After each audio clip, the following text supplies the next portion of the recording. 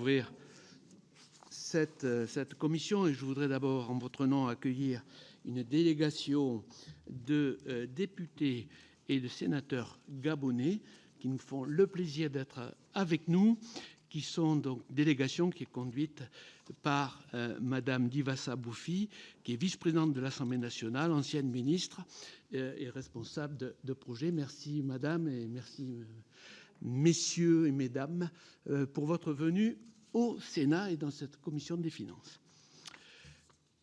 Madame la Présidente, Monsieur le rapporteur général, chers collègues, nous sommes heureux donc de vous accueillir, Madame la Présidente de la Première Chambre de la Cour des comptes, pour une présentation du rapport de la Cour sur la situation et les perspectives des finances publiques, intitulé cette année « La situation des finances publiques début 2026 ». Ce rapport est réalisé par la Première Chambre que vous présidez et il se trouve qu'en cette qualité, vous avez assuré donc l'intérim pendant quelques semaines comme première présidente de la Cour des comptes. En effet, comme tout le monde le sait, l'ancienne ministre de l'Action et des Comptes publics, Amélie de Montchalin, a pris ses fonctions ce lundi comme première présidente de la Cour des comptes. Ce rapport que vous venez nous présenter a néanmoins été délibéré et publié en amont de sa nomination jeudi dernier. Il est donc normal, bien sûr, que vous soyez là ce matin. Pour l'édition précédente de votre rapport, en juillet dernier, M. Moscovici était venu dresser un constat particulièrement sombre après les années 2023 et 2024 qu'il avait qualifiées à juste titre, nous semble-t-il, d'années noires en matière de finances publiques. Il avait insisté sur les risques importants pesant sur 2025 et les années suivantes. Pour l'année 2025, les premiers éléments qui doivent encore être confirmés fin mars par l'INSEE sont plutôt rassurants sur la tenue du déficit à 5,4% du PIB. Cela vaut pour l'ensemble des administrations publiques, mais vous montrez que l'essentiel des efforts en dépenses a reposé sur l'État et que cela est passé par des mesures de gestion des crédits, faute de véritables réformes pérennes. Je vous cite. Par ailleurs, nous avons été aidés, semble-t-il, par de bonnes surprises en matière de recettes annoncées après que le budget a été examiné en nouvelle lecture, alors que le gouvernement en avait peut-être connaissance avant. Vous pourrez peut-être nous éclairer, car votre rapport n'a pas pu tenir compte de ces éléments nouveaux.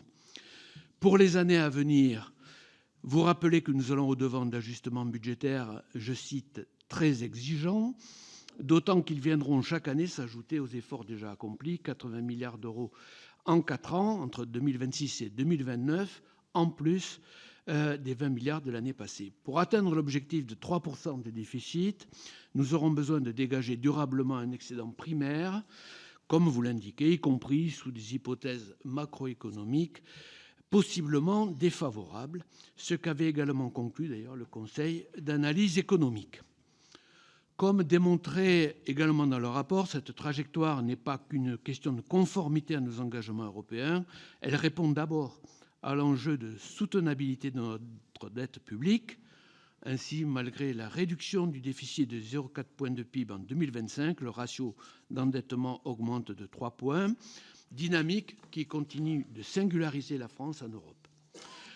Aussi nécessaire soit-il, l'ajustement pluriannuel que s'est fixé la France dans le dernier rapport d'avancement annuel est, selon vos propres termes, particulièrement fragile et doit être rendu crédible, ce qui sous-entend qu'aujourd'hui, peut-être, il ne l'est pas tout à fait. À cette fin, vous présentez 5 scénarios alternatifs reposant sur des hypothèses de croissance ou de maîtrise des dépenses plus conformes aux tendances passées et aux risques identifiés. Je trouve particulièrement préoccupant que le ratio d'endettement ne diminue à l'horizon 2030 dans aucun de ces 5 scénarios. Que veut donc dire, selon vous, rendre crédible notre trajectoire de finances publiques? C'est-à-dire qu'il faudrait admettre par sincérité ou par résignation que nous ne parviendrons pas à atteindre la trajectoire que nous sommes fixée? Cela veut-il dire au contraire qu'il faut se montrer plus volontaire, par exemple en rendant pérennes des recettes présentées comme transitoires? Avant de vous laisser la parole, je vous rappelle que cette audition est retransmise en direct sur le site internet du Sénat. Madame la Présidente de la Première Chambre, vous avez la parole.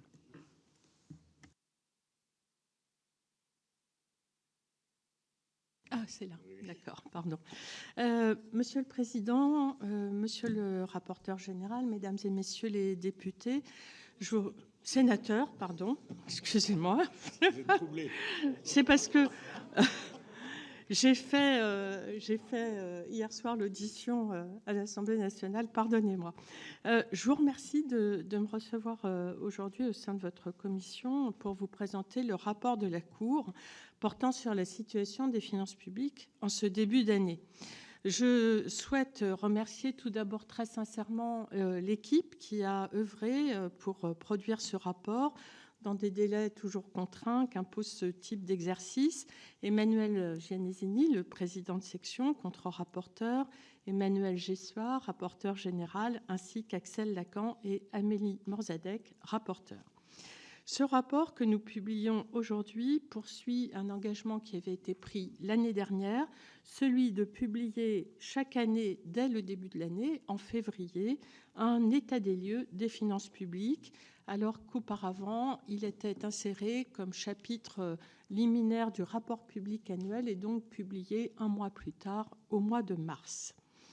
Ce choix vise à mieux répondre aux attentes, les vôtres, mais aussi celles de nos concitoyens, en leur fournissant plus tôt dans l'année une analyse de l'exercice clos, les premières perspectives pour l'année en cours et la trajectoire pluriannuelle.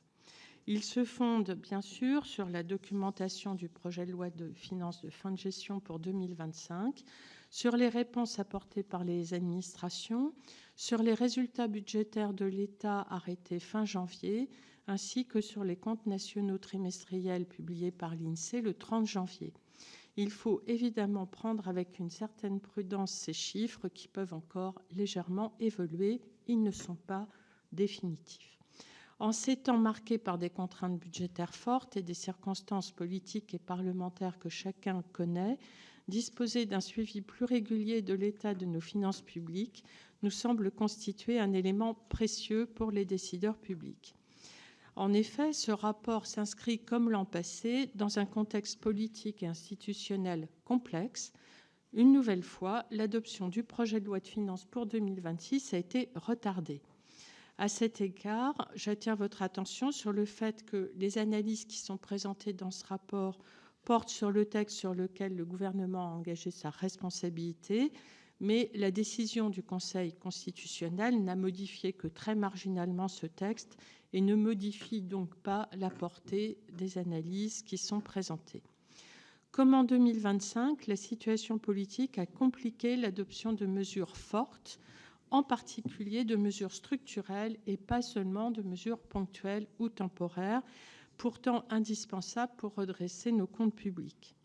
Surtout, les discussions parlementaires ont abouti à l'adoption d'une cible de déficit inférieure à celle sur laquelle nous nous sommes engagés vis-à-vis de nos partenaires européens au printemps 2025, 5% au lieu de 4,6%, ce qui complique l'atteinte de la trajectoire de retour à 3% de déficit en 2029, mais j'y reviendrai.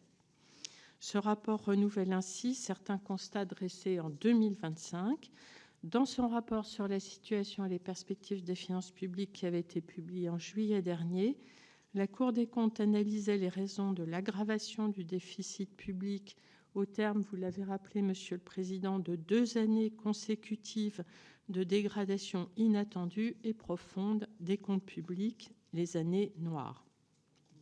Elle alertait sur le coût du retard que ces 2 années ont entraîné par rapport à la programmation initiale de l'automne 2023, conduisant à doubler de 50 à 100 milliards d'euros les efforts nécessaires pour repasser sous 3% de déficit d'ici la fin de la décennie. Les analyses présentées aujourd'hui prolongent ces constats tout en intégrant les résultats de l'année 2025 et les perspectives pour 2026 afin d'en mesurer les conséquences sur la trajectoire budgétaire de la France. À l'issue de ce rapport, la position de la Cour est claire. 2 impératifs doivent désormais guider l'action publique: le respect de nos engagements européens, condition de notre crédibilité, et la maîtrise de la charge d'intérêt de notre dette publique et, à terme, de sa soutenabilité. C'est une condition de notre souveraineté budgétaire et de notre capacité à agir dans la durée. Permettez-moi tout d'abord de revenir plus en détail sur le bilan de l'année écoulée. J'aborderai ensuite les perspectives pour l'année à venir et enfin ce que cela implique pour la trajectoire de nos finances publiques. Jetons tout d'abord un regard en arrière sur l'année écoulée. Le message est simple, 2025 marque une première étape de redressement après 2 années noires pour nos finances publiques, mais cette amélioration est modeste et elle repose quasi exclusivement sur des hausses d'impôts. La réduction effective du déficit public constitue certes un point positif. Après 2 années de dégradation des comptes publics, c'est une première étape sur le chemin du retour sous 3% qui ne pouvait pas être manquée. En 2025, le déficit devrait atteindre 161 milliards d'euros, soit 5,4 points de PIB. C'est une baisse de 0,4 points par rapport à l'année 2024. Je m'exprime quand même au conditionnel car les chiffres définitifs ne sont pas connus, comme je le rappelais tout à l'heure, et ce résultat pourrait varier très légèrement, mais pour l'instant, nous n'avons que ce chiffre. Ce résultat est significatif après 2 années de dégradation de nos comptes publics qui sont intervenues, je le rappelle, alors qu'il n'y avait pas de crise. La crise Covid était terminée, la crise énergétique aussi, mais il y avait encore un poids important, malgré la fin de la crise, des dépenses de crise. Surtout, ce résultat est conforme à la prévision de la loi de finances initiale, maintenue en loi de fin de gestion, un élément dont on peut se féliciter au vu des dérapages des exercices précédents. Une fois cet effet positif mentionné, il y a tout de même un revers de la médaille. En effet, comme je le disais tout à l'heure, cette réduction reste modeste. Pour rappel, à l'automne 2024, l'objectif affiché par le gouvernement était un ajustement nettement plus important de 1,1 point de PIB, avec une cible de déficit à 5 points, qui reposait sur un effort de 60 milliards d'euros, 40 milliards en dépenses, 20 milliards en recettes. On voit que l'écart entre l'ambition initiale et l'exécution est manifeste. Il importe de souligner que l'effort réalisé se fonde quasi exclusivement sur le levier fiscal. En 2025, les hausses d'impôts et de cotisations représentent près de 23 milliards de recettes supplémentaires. Ce montant comprend principalement la surtaxe exceptionnelle sur les grandes entreprises, la réduction de certains allègements de cotisations sociales et le retour des taxes sur l'électricité à leur niveau d'avant-crise. À elles seules, ces mesures nouvelles devraient contribuer à réduire le déficit public de 0,8 points de PIB. Mais il n'y a pas eu d'effort en dépenses et celles-ci ont même progressé, ce qui induit une dégradation du déficit public de 0,4 points de PIB. En 2025, la dépense publique augmenterait donc encore de 45 milliards d'euros, soit une hausse de 1,5 point en volume. Et le ratio de dépenses augmente, une fois encore, passant de 56,6 points de PIB à 57 points de PIB. Un quart de ces 0,4 points est imputable à la charge d'intérêt, qui poursuit sa progression à hauteur de 4,7 milliards d'euros en un an pour atteindre 65 milliards d'euros en 2025, ce qui représente 2,2 points de PIB.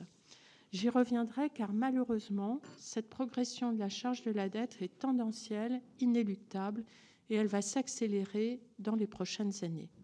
Les 3 autres quarts de cette dégradation sont dus à une dépense primaire, donc hors charge d'intérêt, qui continue, et c'est un problème, de progresser plus rapidement que l'activité économique.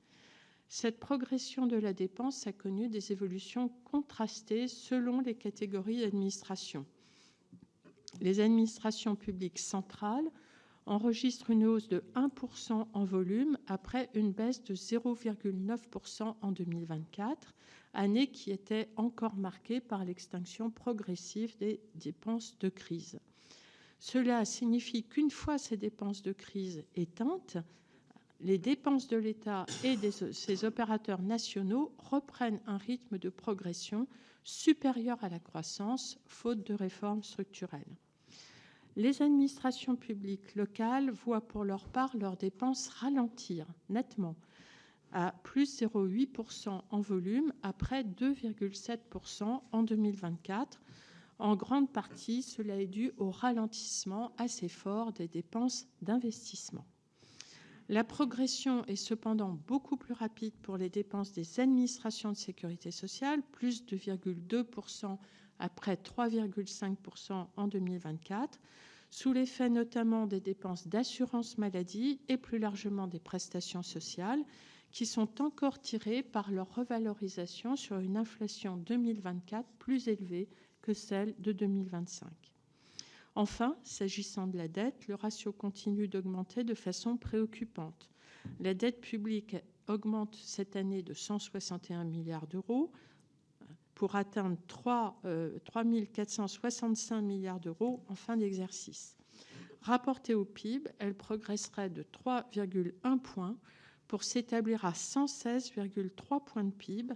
J'attire votre attention sur le fait que ce ratio est plus important que le pic qui avait été atteint pendant la crise sanitaire, qui était de 114,9 points de PIB. Pour la deuxième année consécutive, le ratio d'endettement augmente donc de plus de 3 points après un reflux qui avait été observé entre 2021 et 2023. La France demeure ainsi le pays affichant le déficit le plus élevé de la zone euro et reste parmi les États le plus endettés, le seul à ne pas afficher de réduction de son ratio de dette depuis 2020. Au total, bien que 2025 représente une première étape de redressement des finances publiques, cette amélioration reste donc limitée et moins ambitieuse que prévu et reporte les nécessaires et difficiles efforts d'économie en dépenses. Vous le voyez, l'ensemble de ces constats montre que beaucoup d'efforts restent à fournir après cette année 2025 pour tenir la trajectoire d'un rétablissement de nos finances publiques. Les efforts annoncés à l'automne 2024 pour l'exercice 2025 ont été reportés à plus tard, alors même que les ambitions pour l'exercice qui commence 2026 ont été revues, elles aussi, à la baisse. J'en viens donc maintenant aux perspectives pour l'année 2026. Le message général du rapport, c'est que, en étant moins ambitieuse que prévu, l'exercice 2026 illustre une fois encore une réelle difficulté à s'engager résolument sur une trajectoire d'ajustement, mais il opère cependant un rééquilibrage des efforts entre les recettes et les dépenses. Alors que le rapport d'avancement annuel du plan budgétaire et structurel à moyen terme approuvé par nos partenaires européens prévoyait pour 2026 un déficit de 4,6 points de PIB, les projets initiaux de textes financiers étaient déjà moins ambitieux puisqu'ils affichaient 4,7 points. Entre-temps, l'adoption de la loi de financement de la sécurité sociale en décembre dernier, en suspendant la réforme des retraites, en revenant sur une partie des économies prévues par le gouvernement et en n'engageant pas de réforme structurelle, a dégradé le solde public prévisionnel de 0,3 points. In fine, le texte sur lequel le gouvernement a engagé sa responsabilité retient donc un déficit de 5 points de PIB pour 2026 et cette cible demeure elle-même fragile. Une fois encore, les textes financiers, fruits de multiples compromis dans un contexte qu'il faut bien reconnaître comme particulièrement compliqué, peinent à s'engager résolument dans une trajectoire de redressement. La réduction du déficit est modeste, 0,4 points, dans la continuité de 2025. Toutefois, elle s'effectue au moyen d'une répartition plus homogène entre recettes et dépenses. Je rappelle, pour 2025, la quasi-totalité était due à des hausses de prélèvements obligatoires pour 23 milliards d'euros. Pour 2026, du côté des recettes, les prélèvements obligatoires augmenteraient bien sûr de 40 milliards d'euros. 70% sont dus à leur évolution spontanée, 30% à des mesures nouvelles. En effet, les mesures nouvelles représentent au final 12 milliards d'euros. Leur composition a été significativement modifiée. La surtaxe de l'impôt sur les sociétés pour les grandes entreprises, puisque les ETI ont été exclus, est quasi intégralement prorogée, tandis que la diminution des allègements de cotisations sociales et la poursuite de la suppression de la CVAE ont été abandonnées. Ces hausses d'impôts représenteraient au total une amélioration du déficit de 0,4 points. S'agissant des dépenses, elles progresseraient de moins de 40 milliards d'euros. La dépense publique hors charge de la dette ne progresserait que de 0,3% en volume. C'est un rythme absolument inédit depuis la crise sanitaire et qui a rarement été atteint auparavant. Ce sera donc un effort considérable. Au total, cette modération devrait permettre une amélioration du déficit de 0,4 points de PIB. Toutefois, la répartition des efforts entre les administrations a été substantiellement révisée. Par rapport au projet initial, les efforts qui portent sur la sphère sociale ont été réduits de 7 milliards, ceux demandés aux collectivités territoriales de 2,5 milliards. Les économies supplémentaires sur les crédits de plusieurs ministères viendraient donc compenser ces mesures. Cependant, ces efforts en dépenses sont en partie neutralisés par la très forte progression de la charge de la dette qui, à elle seule, progresserait de 9 milliards en 2026 pour atteindre 74 milliards d'euros. Cette dynamique inéluctable sur laquelle la Cour alerte depuis 2 ans est la conséquence mécanique du refinancement progressif du stock de dette à des taux plus élevés. Elle viendrait dégrader le déficit public de 0,2 points de PIB. Au final, le texte qui a finalement été adopté prévoit une réduction du déficit public de 0,4 points de PIB, plus équilibré entre recettes et dépenses qu'en 2025. Je tiens à souligner que cet objectif est cependant entouré d'incertitudes. C'est vrai pour les recettes. Je pense notamment à de possibles adaptations des comportements fiscaux pour la surtaxe de l'impôt sur les sociétés ou à une inflation plus faible que prévu qui minorerait les recettes en valeur. Mais c'est également vrai pour les dépenses, avec un risque de dépassement sur les dépenses de santé en l'absence de réformes structurelles et une matérialisation des économies sur l'État et ses opérateurs qui doit encore être confirmée dans les faits. Par ailleurs, un déficit de 5 points de PIB demeurerait très supérieur au niveau de 2,8 points qui permettrait de stabiliser la dette. Cela entraînerait à la fin de l'année 2026 une nouvelle augmentation du ratio de dette de plus de 2 points, ce qui le porterait à 118,6 points de PIB, un nouveau sommet. Cette année encore, la France présentera donc les finances publiques les plus dégradées de la zone euro. En 2025 comme en 2024, elle avait déjà le déficit le plus élevé et se plaçait au 3e rang des pays les plus endettés, derrière la Grèce et l'Italie. Elle est le seul pays parmi les États les plus endettés à ne pas être parvenu à faire refluer son ratio de dette. Cette situation se répercute sur nos conditions de financement. En 2 ans, la France est passée du taux d'intérêt le plus faible au taux d'intérêt le plus élevé parmi les pays les plus endettés de la zone euro avec l'Italie et la Grèce, alors même que son ratio d'endettement est nettement inférieur à ces 2 autres pays. Cela reflète non seulement une situation dégradée, mais surtout des perspectives préoccupantes qui conduisent les acheteurs de la dette française à intégrer une prime de risque. La Grèce réduit son taux d'endettement, l'Italie le contient grâce à un excédent primaire. De notre côté, nous ne parvenons pas à respecter nos cibles de moyen terme et cela affecte donc notre crédibilité et renchérit le coût de la dette. J'en viens au dernier message de la Cour qui porte sur le coût du renoncement et des reports successifs d'un retour vers les 3% de déficit. Face à une trajectoire de nouveau moins ambitieuse que prévue en 2026, nous avons quantifié le coût croissant des années perdues pour nos comptes publics. La Cour reviendra plus en détail, bien sûr, sur la trajectoire de moyen terme dans son rapport sur la situation et les perspectives des finances publiques qui sera publié en juin prochain, comme tous les ans. Cependant, un point peut d'ores et déjà être souligné, le report des efforts de réduction du déficit a un coût croissant. Bien que la France ait respecté en 2025 la trajectoire de dépenses primaires nettes qui était recommandée par le Conseil européen, il faut bien constater que le rythme d'ajustement de nos finances reste insuffisant. Le rythme actuel de réduction du déficit de 0,4 points de PIB par an en 2025 et en 2026, s'il se poursuivait, ne permettrait de repasser sous le seuil de 3% qu'à l'horizon 2032, alors que nous nous étions engagés il y a 2 ans à ce que ce soit en 2027 et l'année dernière, cette cible avait été reportée à 2029.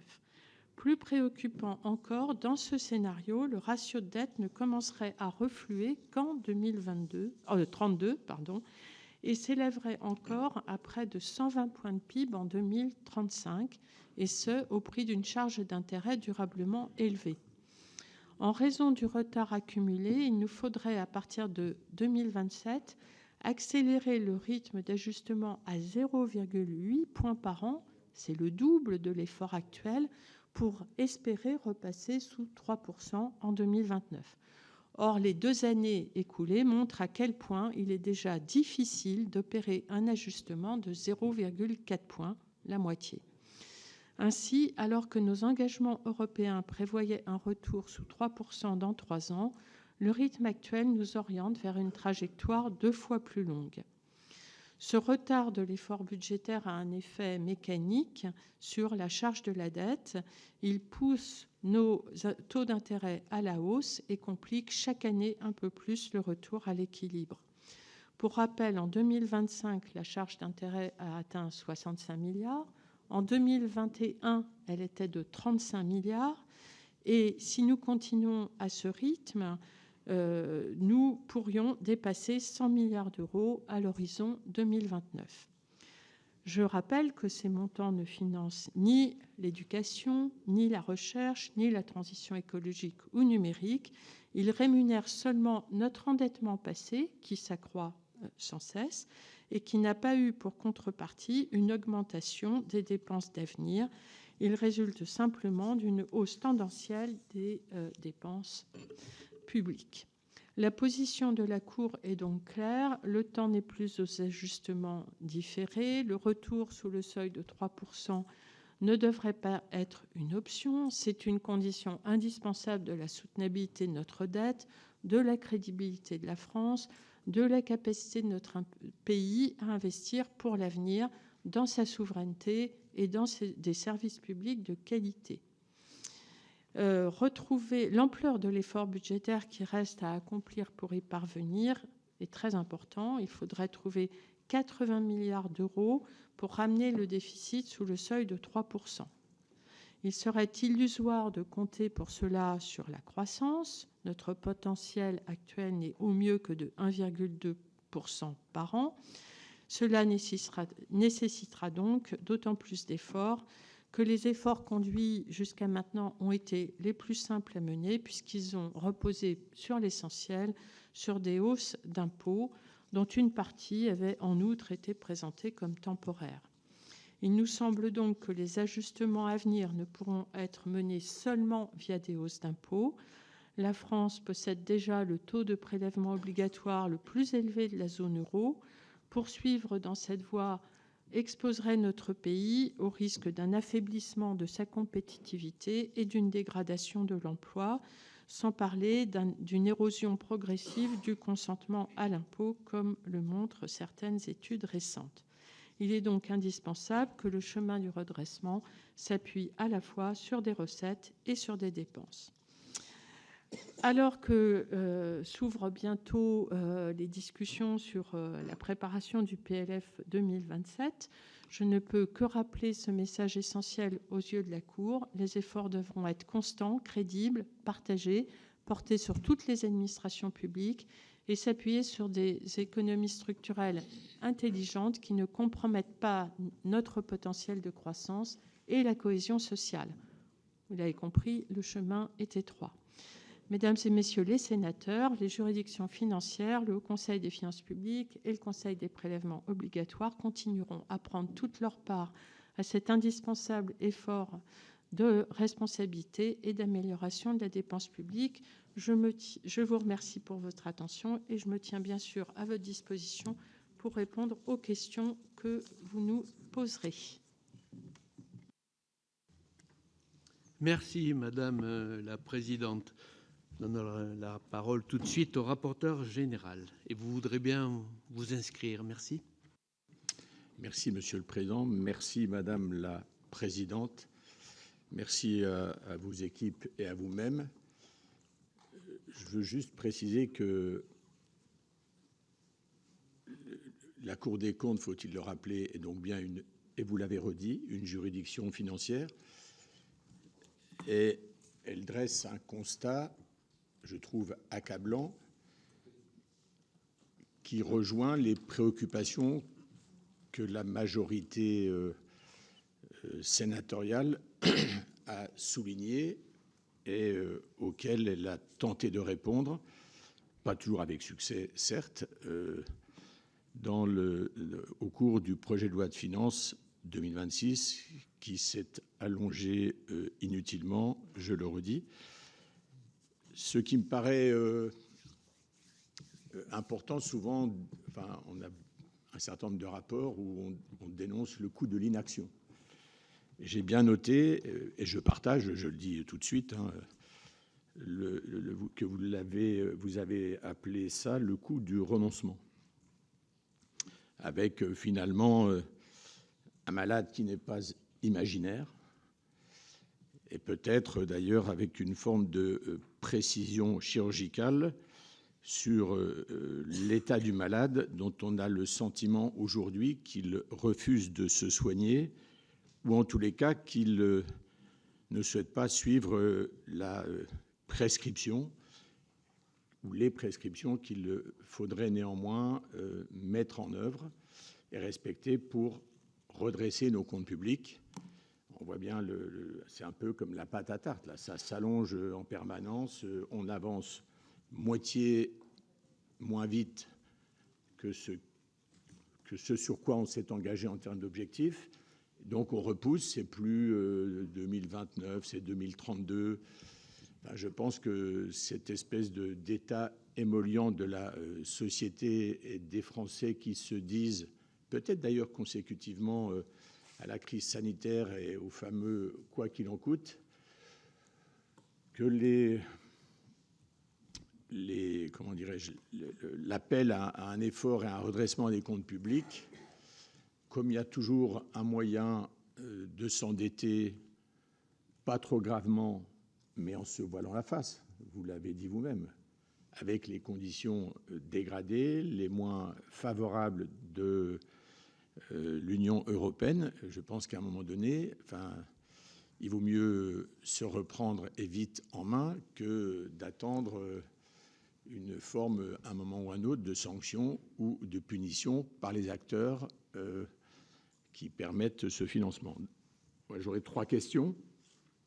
La première, dans vos chiffres, et je dirais les virgules ont toujours leur importance. Dans le ratio de dette par rapport au PIB, vous précisez qu'en 2025, ce serait 116,3 et en 26, 118,6. Donc, c'est plus dégradé encore que les chiffres communiqués par le gouvernement. Qu'est-ce qui explique cet écart que l'on constate? Voilà, est-ce que c'est une attitude plus, je l'appellerais, prudente par rapport à celle du gouvernement, ou est-ce qu'il y a d'autres sujets? Deuxièmement, sur l'amélioration du solde public, le président Claude Raynal l'a évoqué. Moi, j'ai quand même un petit doute sur l'amélioration des recettes de l'ordre de 6 milliards par rapport à la toute dernière prévision.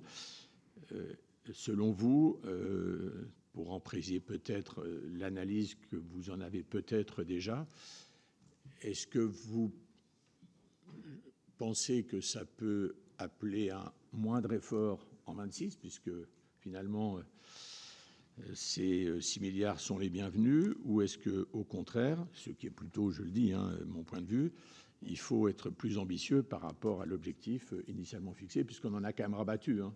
C'est exactement ce qui s'est passé. On devait être à 4,6 puis 4,7 de déficit rapporté au PIB. On est passé à 5. On a dit que c'était, la majorité l'avait dit dans le cadre du débat budgétaire, la moitié de l'effort. Voilà, donc tout ça nous met quand même assez loin de la réalité et nous dégrade dans la compétition internationale. Dernier élément sur les estimations faites par le gouvernement pour 2026. Vous savez, c'est un peu le miracle de Noël. Le miracle de Noël, c'est tout à coup un surcroît de recettes liées à l'impôt sur les sociétés d'1,7 milliard et, moi j'appelle ça par un effet de magie, en tous les cas pour l'instant je n'ai pas d'éléments qui me permettent, je dirais, de comprendre par quel effet, quelque part mécanique, ça permet une prévision sur l'année 2026 faite par le gouvernement d'un surcroît d'IS de 2,5 milliards. Je rappelle qu'au cours des années noires, la mission d'information que nous avons conduite avec le président Claude Raynal et la commission des finances du Sénat avait appelé l'attention et la grande vigilance que nous devions avoir sur les recettes d'impôt sur les sociétés. Donc, à ce stade, est-ce que ça vous paraît d'une grande rigueur ou est-ce que, mais là, c'est la deuxième partie, c'est peut-être plus un pronostic, est-ce que ça nous met ou non à l'abri de mauvaises surprises?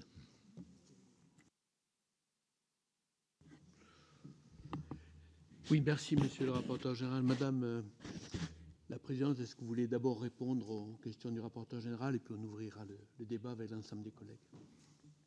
Volontiers, Monsieur le Président. Alors, peut-être sur le premier point, effectivement, on a un ratio plus dégradé pour la dette parce que nos chiffres sont plus récents. Les prévisions, les chiffres du gouvernement reposent sur des prévisions de l'INSEE qui datent de l'automne et qui étaient intégrées dans le projet de loi de fin de gestion. Mais comme nos chiffres reposent sur des données plus récentes, eh bien, les chiffres sont, voilà, le ratio est un petit peu différent. En ce qui concerne les aléas sur les recettes, si on a une bonne surprise de 6 milliards, ça ne vous étonnera pas, j'imagine, si la Cour dit qu'il faut profiter de cette bonne surprise pour réduire un peu plus que prévu le déficit de l'État, ce qui nous aidera pour la suite de la trajectoire, bien évidemment. Bon, il faut bien voir que ces 6 milliards, c'est un chiffre sur le budget et qu'il faudrait le traduire en comptabilité nationale parce que ce n'est pas tout à fait la même chose et donc n'est pas certain de retrouver en comptabilité nationale sur le déficit public cette éventuelle bonne surprise. Enfin, pour votre troisième question sur les estimations 2026, oui, manifestement, il y a une prévision de bonne tenue de l'impôt sur les sociétés. Bon, c'est lié aussi au fait que la croissance n'est pas si mauvaise. Le fait qu'elle ne soit pas si mauvaise, c'est aussi lié au fait qu'il n'y a pas eu beaucoup d'ajustements budgétaires. Donc, il y a quand même des aléas sur les prévisions de recettes pour l'année prochaine, notamment qui portent sur la TVA, qui reste quand même assez atone.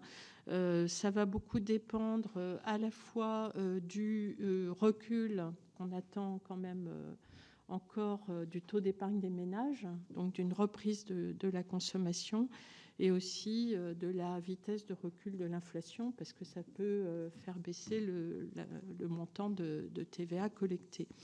Donc voilà pour les éléments que je peux vous apporter en réponse à vos questions. Merci. Vincent Delahaye, puis Isabelle Briquet.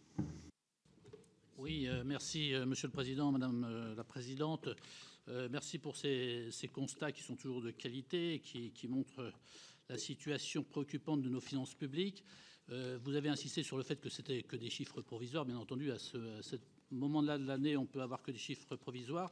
Est-ce que vous pensez que, comme les années précédentes, en fait, les chiffres définitifs seront un petit peu meilleurs, ce qui permettra une communication du gouvernement disant qu'il y a finalement un déficit un peu moins important que ce qui était prévu? Moi, j'ai constaté ça. Alors, on va dire que c'est 5,3% à la fin, et finalement, tiens, on avait prévu 5,4, on fait 5,3, c'est mieux, vous voyez, on gère bien. Moi, tout ce que vous dites me préoccupe beaucoup, et dans votre rapport, il y a quand même beaucoup d'éléments. On a en 2025 une augmentation de la dépense publique que vous avez chiffrée à 45 milliards, que pour ma part, je chiffre à 51 milliards, puisqu'en 2024, nous avions 6 milliards de dépenses exceptionnelles qui ne sont pas renouvelées en 2025. Donc, si on compare hors dépenses exceptionnelles, on a bien une augmentation de 51 milliards. Ça fait, vous dites, 1% en volume. 1% en volume, c'est peut-être un petit peu moins que ce qu'on faisait avant, mais c'est ce que je regrette, moi, tout le temps, c'est que, en fait, on considère que les efforts, on les fait parce qu'on augmente un petit peu moins la dépense qu'avant. Mais, et vous dites, en 2026, on va augmenter de 0,3% en volume. Mais c'est même pas 0,3% en volume qu'il faut faire, c'est moins de volume. C'est moins de volume. Si on veut faire des efforts vraiment sur la dépense, il faut avoir moins. Alors, on fait pas assez d'efforts sur la dépense. Nos recettes, vous dites, elles vont évoluer moins que la croissance. La croissance spontanée de nos recettes, ça sera moins que la croissance économique. Donc ça, c'est inquiétant aussi. Et par contre, les taux d'intérêt de la dette, eux, ils sont plus que la croissance, plus l'inflation. Donc tout ça cumulé, quand on augmente la dépense publique en volume, quand on a des recettes qui vont moins vite que la croissance économique, et quand on a des intérêts de la dette qui vont plus vite que la croissance plus l'inflation, c'est une spirale très négative. Et effectivement, on a de quoi s'inquiéter. Et on ne sent pas. Alors, vous dites, il n'y a eu que des efforts en recettes en 2025, puisqu'on a eu 23 milliards d'efforts en recettes. Qu'en 2026, ça va être un peu plus équilibré. Je n'ai pas bien compris votre calcul de l'équilibre entre les nouvelles recettes en 2026 et les efforts en dépenses. Je ne sais pas comment vous calculez les efforts en dépenses, puisqu'on a plus 0,3% en volume. Pour moi, il n'y a pas d'effort. Mais bon, vous allez peut-être me dire, normalement, ça aurait dû être 1% en volume. On fait 0,3. Ça nous fait des économies, mais moi, je n'ai pas bien compris vos économies en dépenses. Et ce que je ne retrouve pas dans votre rapport, ce que j'aurais bien aimé y voir, il y a beaucoup de chiffres, il y a beaucoup d'éléments, mais c'est une décomposition à la fois de la dépense publique, les 1696,7 milliards, et les dépenses 2024, 2025 et 2026, entre l'État, la sécurité sociale et les administrations locales. La même chose pour le déficit, 261 milliards, la décomposition entre les trois. Et pour la dette, la même chose. Parce que quand on dit qu'il faut qu'il y ait des efforts équilibrés, il faut qu'on ait une vision d'ensemble de ce point de vue-là. Et dernier point, Monsieur le Président, sur les dépenses de personnel, j'ai rien vu sur les dépenses de personnel. Est-ce qu'en 2025, les dépenses de personnel, elles avaient augmenté de 6% en 2024? Est-ce qu'elles ont continué de croître en 2025? Et de combien? Merci Vincent. Isabelle Briquet, puis Marc Laménie. Merci Monsieur le Président, Madame la Présidente. Merci pour ce rapport qui effectivement est loin de nous rassurer quant à la santé financière de notre pays, mais bon, il est quand même sans grande surprise malheureusement. Dans votre rapport, vous relevez la faible dynamique de la TVA en 2025, ainsi que les écarts observés entre les prévisions et l'exécution. Cela intervient alors que la TVA occupe une place centrale dans le financement des collectivités territoriales à la suite de la suppression de la taxe d'habitation sur les résidences principales et de la réforme progressive depuis l'extinction de la CVAE. Au regard de vos constats sur la volatilité de cette recette et sur sa sensibilité à la conjoncture économique, considérez-vous que le recours accru à la TVA comme ressource de substitution renforce ou au contraire fragilise la soutenabilité des finances locales à moyen terme? Par ailleurs, vous l'avez rappelé, les collectivités ne sont pas à l'origine de la dérive 2023-2024 et leur solde global reste plus équilibré que celui de l'État ou de la sécurité sociale. Toutefois, dans la logique de consolidation globale des administrations publiques, leur contribution devient inévitable. La question des ressources des collectivités est donc cruciale. Aussi, à la lumière de vos analyses, estimez-vous que le modèle actuel de financement local, fondé de plus en plus sur la TVA, est pleinement compatible avec l'exigence constitutionnelle d'autonomie financière et avec la nécessité de préserver la capacité d'investissement et la visibilité budgétaire des collectivités territoriales dans la durée. Je vous remercie. Merci Isabelle. Marc Lamini, puis Vincent Capo-Canella. Merci. Merci, Monsieur le Président, Monsieur le rapporteur général. Merci beaucoup, Madame la Présidente, et le travail de la Cour des comptes, toujours de grande qualité. Alors, moi, j'aurais principalement deux questions. Là, c'est l'aspect finances publiques, budget de l'État. Alors, ma question, je pense que vous avez fait le lien aussi avec l'autre budget important qui est le budget de la sécurité sociale. C'était un petit peu l'articulation aussi entre les deux grands budgets. Et ma seconde question, ça rejoint ce que a dit notre collègue Isabelle Briquet concernant les conséquences que vous avez analysées pour les collectivités territoriales et les perspectives d'évolution, en quelque sorte, puisque l'État reste le premier partenaire des collectivités territoriales, fonctionnement, puis également investissement. Et concernant les collectivités territoriales, est-ce que vous avez pu faire une analyse de l'incidence de la suppression de la taxe d'habitation et ses conséquences sur le budget de l'État? Je vous remercie. Merci Marc. Vincent Capo-Canella, Christine Lavarde. Merci Monsieur le Président. Merci d'abord Madame la Présidente de la Première Chambre de votre propos qui était particulièrement clair et grave. Je voulais appeler votre attention sur un mécanisme qui existe tous les ans, mais qui cette année a pris une ampleur un peu particulière, qui est celui, en gros, du transfert, pour dire les choses simplement, du déficit du PLFSS vers le PLF. Habituellement, on a un ajustement qui est relativement marginal, et cette année, de mémoire, on était au-dessus de 6,4 milliards à peu près. Alors, est-ce que la Cour a émis des observations sur ce point-là? C'est un peu une façon de déresponsabiliser tout le monde, parce qu'après, on voit arriver l'article d'équilibre en question, et quelque part on a, si j'ose dire, pas le choix, mais on a un peu le sentiment que du coup ni en PLFSS ni en PLF on ne peut apprécier l'opportunité sur ce plan-là. Et puis plus largement, quelle est selon la Cour l'ampleur de la répartition qu'il faudrait avoir entre PLFSS et PLF, parce qu'on voit quand même que sur la sphère État, dans différents opérateurs de l'État ou dans les services centraux de l'État, il y a quand même une résistance au bout d'un moment. Il reste de la productivité, bien sûr, il y a des réorganisations potentielles, mais qui sont sans doute d'ensemble, et c'est pas évident de considérer que sur l'État en lui-même, on va pouvoir avoir des coupes importantes demain. Alors ça nous ramène à un troisième point que j'évoque très vite. Là, on va avoir une année de transition, on est en PLF on sera sur un PLF qui va être préparé dans une période de campagne présidentielle. C'est rarement le moment où on va pouvoir faire des réformes de fond qui sont sans doute nécessaires. Donc voilà, sur cette année de transition, est-ce que la Cour a une vision pour nous aider à aboutir plus tôt, je rejoins le rapporteur général, à un équilibre, ou en tout cas à un PLF qui sera effectivement en déséquilibre, mais à un PLF, sachant qu'on ne pourra pas aller très loin, me semble-t-il, ni dans les réductions de déficit, malheureusement, ni dans les réformes de fond. Merci Vincent. Christine Lavarde, Michel Cannevet. Oui, merci Monsieur le Président. J'aurais voulu revenir sur la question que vous a posée le rapporteur général sur la question de la prévisibilité des recettes. Vous nous avez répondu sur la question de la TVA, mais est-ce qu'il y a des travaux un peu plus poussés qui ont été menés ou qui vont être menés, notamment sur la question de l'IS, puisqu'on sait que dans le passé, c'est les rentrées moins fortes de cet impôt qui avaient été la cause des mauvais résultats des exercices 23 et 24. Donc là, on se réjouit qu'en 25, ce soit mieux. Mais est-ce qu'on a été dissocié, ce qui relève du structurel, du conjoncturel et notamment des stratégies des entreprises de décaler une partie des acomptes d'une année sur l'autre?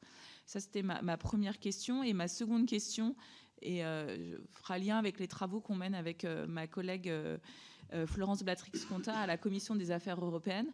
et notamment sur l'articulation en fait des documents budgétaires que la France produit et que la France va produire dans quelques semaines dans le cadre de ce qui s'appelait avant programme de stabilité, qui maintenant s'appelle programme national de, je sais plus, réforme. Enfin, vous voyez le premier document le rapport d'avancement, le premier document du semestre européen, où on prend un certain nombre d'engagements vis-à-vis de la Commission européenne, qu'on ne tient plus 6 mois après, puisque franchement, si on regarde ce qui avait été écrit dans les documents du printemps dernier et tout ce qui a été fait dans l'automne et l'hiver budgétaire, c'est comme si on avait rayé méthodiquement chaque ligne de réforme qui avait été annoncée. Donc, est-ce que vous ne pensez pas qu'il faudrait avoir clairement une meilleure articulation entre les documents nationaux et les documents européens? Alors, je ne sais pas si la Commission va un peu taper du poing sur la table et va mettre la France à l'amende, puisque je vous rappelle que la révision du cadre prévoit désormais une amende en pourcentage du PIB pour les pays qui ne respectent pas leurs engagements. Mais vous, avec une vision courte, est-ce qu'il ne vous semble pas qu'il faudrait peut-être revoir des choses dans la LOLF, enfin, voilà, pour mieux lier les différents textes? Merci Christine. Michel Cannevet, Olivier Paccaud.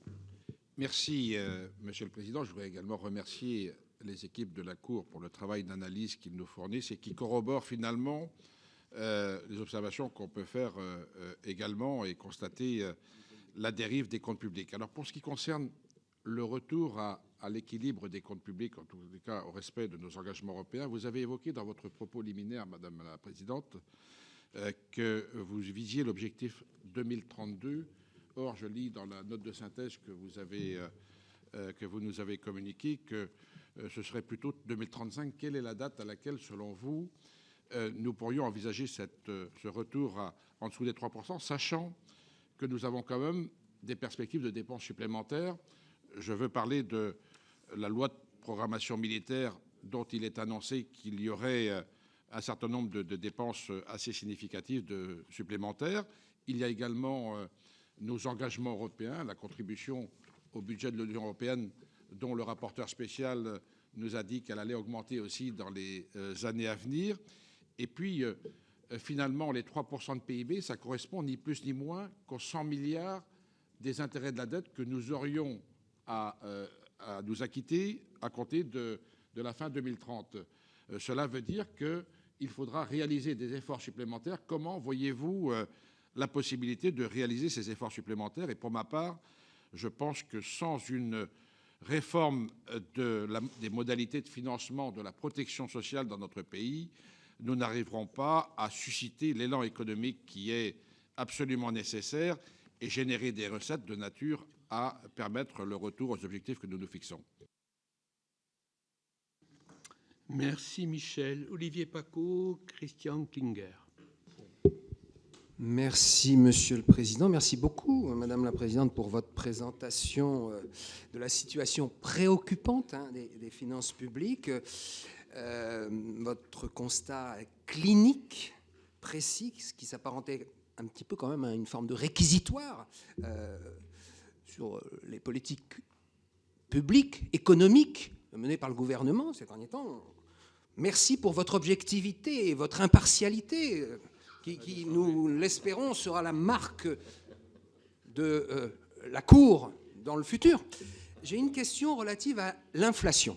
Vous avez un tout petit peu commencé à y répondre à travers votre réponse au rapporteur général. L'inflation, c'est une des données qui est souvent négligée de l'équation de la soutenabilité de la dette, avec donc le niveau d'endettement, le déficit public, la croissance, les taux d'intérêt. Vous avez souligné donc que l'hypothèse sous-jacente du PLF, c'est 1,3%. C'est un petit peu plus que les 1% du consensus des économistes. Bon. Moins d'inflation, c'est une masse salariale moins dynamique, donc des recettes en moins, des taux d'intérêt réels sur nos dettes plus élevés et une croissance nominale moins élevée. Alors, partagez-vous mon sentiment qu'on ne s'inquiète pas assez du faible niveau d'inflation, entre guillemets, on s'en inquiète surtout quand il est fort, mais là, il serait faible, et de ses conséquences justement sur nos finances publiques. Merci Olivier. Christian Klinger, Christian Billac. Merci Monsieur le Président. Madame la Présidente, sans vouloir vous entraîner sur le terrain du jugement en opportunité des politiques décidées par le Parlement, j'aurais aimé connaître votre jugement sur le rabot budgétaire. D'un côté, cet outil est fort décrié, car il reste aveugle sur l'efficacité des dépenses concernées et parce qu'il peut conduire à des difficultés de l'action publique. De l'autre, force est de constater que la méthode la plus pertinente, mais aussi la plus ambitieuse, celle reposant sur l'évaluation des politiques publiques sur des revues de dépenses, ne s'est pas traduite jusqu'ici par des succès à la hauteur des attentes, sans doute aussi à cause de la situation politique compliquée dans laquelle nous sommes. Certains en viennent à penser que raboter les dépenses est toujours mieux que rien. J'en doute quelque peu, mais j'aurais aimé vous entendre au regard notamment des expériences passées ou celles de nos pays voisins. Merci Christian. Christian Billac, puis Pierre Barros.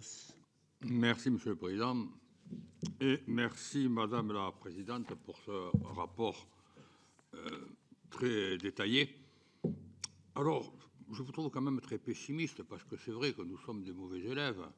Nous avons un déficit énorme, on rassure de la dette, mais nous sommes les premiers dans certains domaines, et ça vous ne le soulignez pas.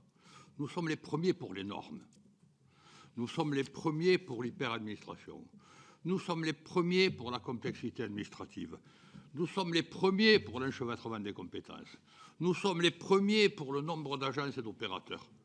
Il y a des domaines dans lesquels nous sommes bons. Alors, selon certains analystes, cela représente 200 milliards de gaspillage par an. 200 milliards.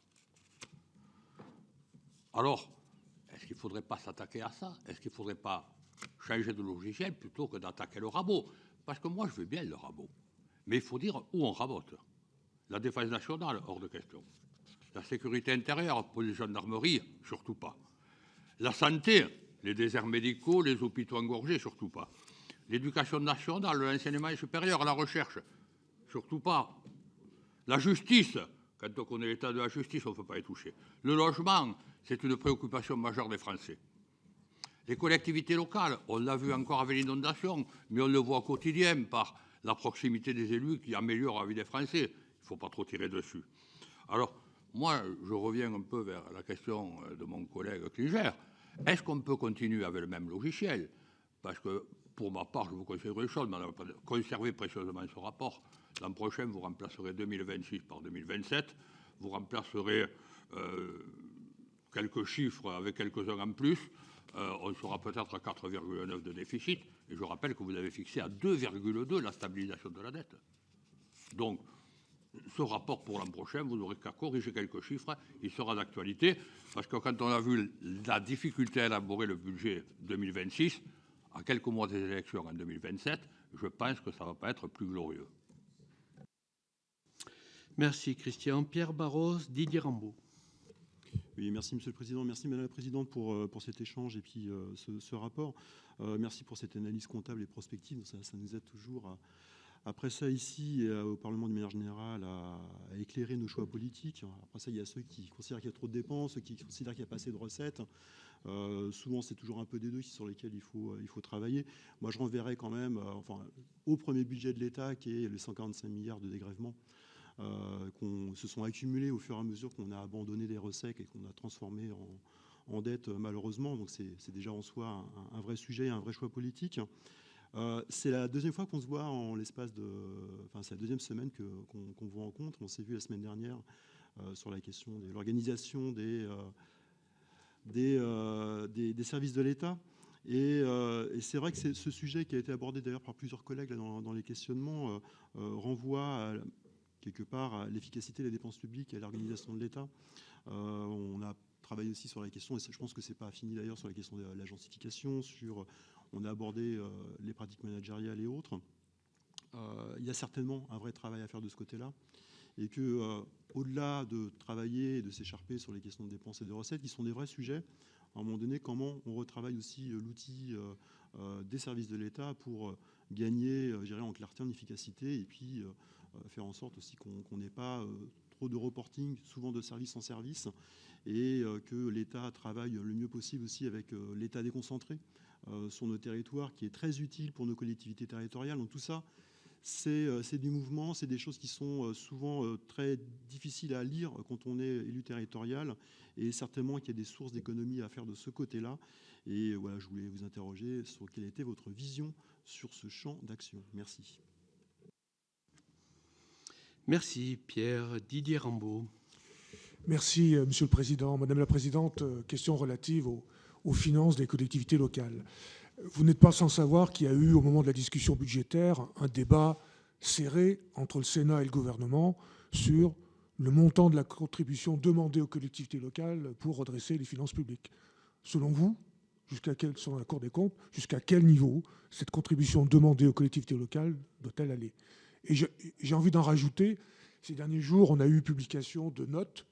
Je pense à François Ecal pour la FIPECO, à Jean-René Cazeneuve, ancien rapporteur général du budget, qui disent qu'aujourd'hui, les finances locales sont plutôt en bonne situation, en plutôt une bonne santé. Donc cela voudrait-il dire que l'an prochain, il faudrait demander davantage aux collectivités locales? Merci. Merci Didier. Je n'ai pas d'autres remarques. J'ai peut-être une question me concernant, tout simplement pour vous dire que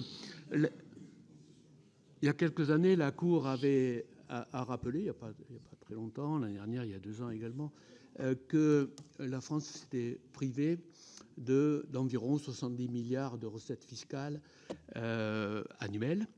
Je voudrais savoir si, puisqu'on a des comparaisons, et c'est logique, des comparaisons européennes, si à votre connaissance, il y a beaucoup de pays qui, pendant la crise sanitaire, ont baissé leurs recettes fiscales de 70 milliards d'euros, qui se retrouvent finalement sous la forme à peu près de 300 milliards de dettes publiques supplémentaires. Est-ce que vous avez d'autres exemples en Europe?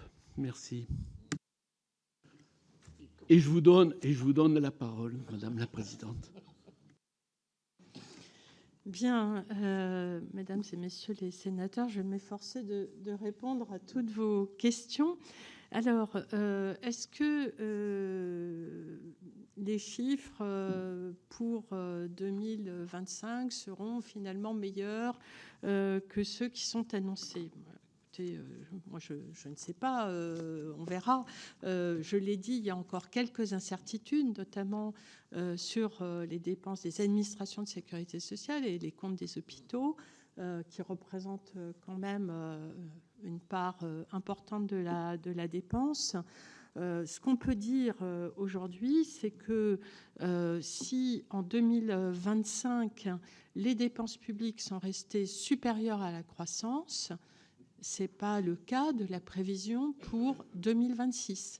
0,3, ce serait nettement moins que la croissance pour l'État, et donc ça veut dire qu'il y aurait un effort sans précédent, comme je l'ai souligné dans le rapport, dont on peut évidemment s'interroger sur sa matérialisation effective en cours d'exécution. Donc ce sera quelque chose qui devra être surveillé de très près en cours d'année. En ce qui concerne les dépenses de personnel, plus particulièrement, c'est trop tôt à ce stade de l'année pour avoir des chiffres fiables. Donc il faudra que vous attendiez un petit peu. Pour ce qui concerne l'État, on aura évidemment des données dans le rapport sur l'exécution du budget de l'État qu'on vous présentera probablement mi-avril. Et puis pour l'ensemble des administrations publiques, on y verra plus clair au mois de juin, quand les chiffres définitifs seront connus. En ce qui concerne l'impact de la TVA sur les finances des collectivités locales, ce sont des choix politiques et donc moi je n'ai pas évidemment à me prononcer sur ce point, mais ce qu'il faut reconnaître, c'est que les dépenses des collectivités locales ont ralenti en 2025. Et je reviens à une des dernières questions qui a été posée d'ailleurs.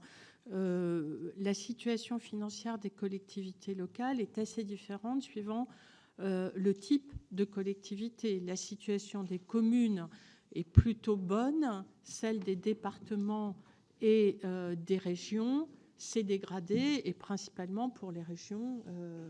Donc, on voit que cette situation ne peut pas être prise dans son ensemble. Il faut avoir une analyse plus fine. En ce qui concerne l'incidence de la suppression de la taxe d'habitation, ça a représenté un gros morceau, effectivement, des diminutions de recettes qui, je le précise, Monsieur le Président, ne datent pas de la crise. Les décisions ont souvent été prises avant et on en voit les conséquences sur plusieurs années, hein, mais ce n'est pas pendant la crise, c'est juste avant que ces décisions ont été prises. En ce qui concerne la question que vous avez posée, monsieur le sénateur Capo-Canella, oui, bien sûr, vous avez vu tout à fait juste. Il y a bien une forme de transfert du déficit des administrations de sécurité sociale vers l'État, puisque les 7 milliards de dépenses supplémentaires qui sont dans la loi de finances pour 2026 sont prévus pour être principalement financés par des diminutions de dépenses de l'État, dont on dit qu'il faut bien qu'elles restent quand même, qu'elles soient effectivement réalisées, ce qui n'est pas sûr. Et il y a aussi des prélèvements qui sont prévus sur la trésorerie des opérateurs, mais bon, ce sont évidemment des mesures ponctuelles, et il faudra bien à un moment donné qu'il y ait des ajustements structurels si on veut réduire cette dynamique de la dépense. Donc voilà, c'est compliqué, en tout cas sur ce point aujourd'hui, parce que c'est vrai que l'État a déjà fait beaucoup d'efforts. Il a porté quand même l'essentiel du déficit des administrations publiques.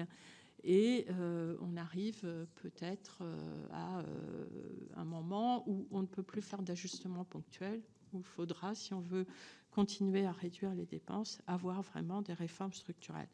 Aujourd'hui, dans les réformes structurelles, il y a eu la réforme des retraites, mais qui n'a pas prospéré. Voilà. Je ne sais pas si elle est suspendue, définitivement abandonnée, mais en tout cas,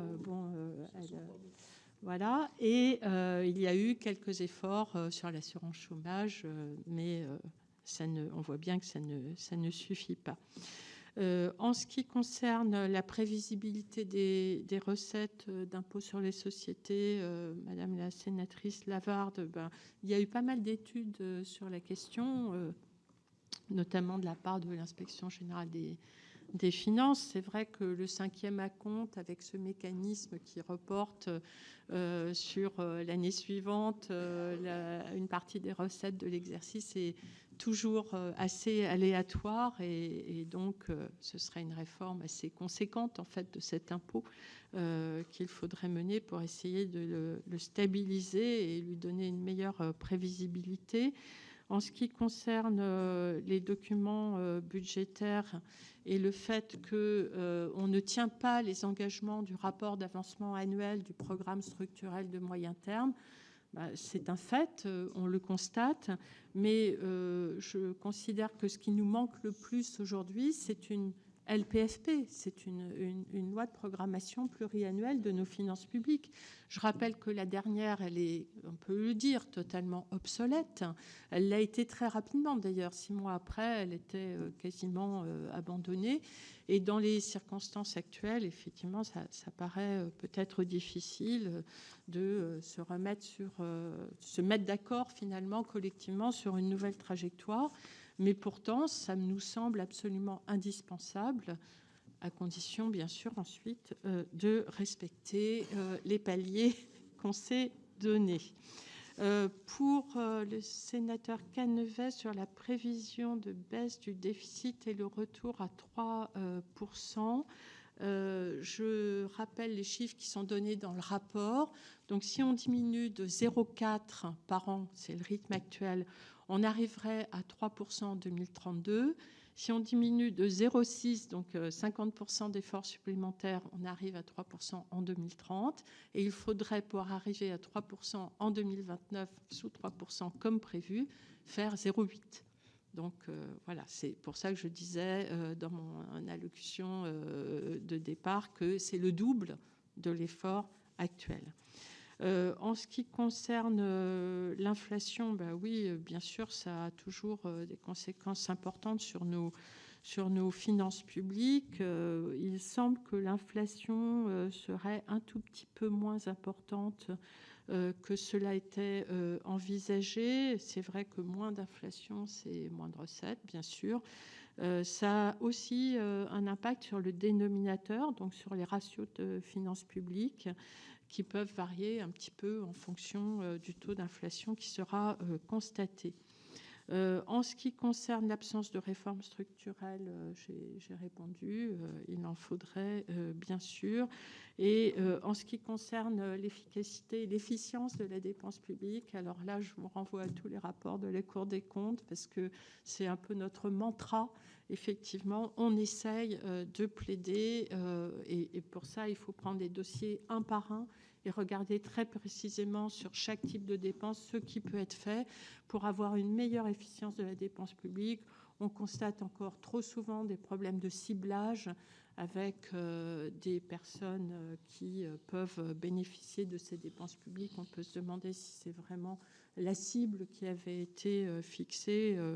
Donc on est bien sûr très sensible à ce sujet.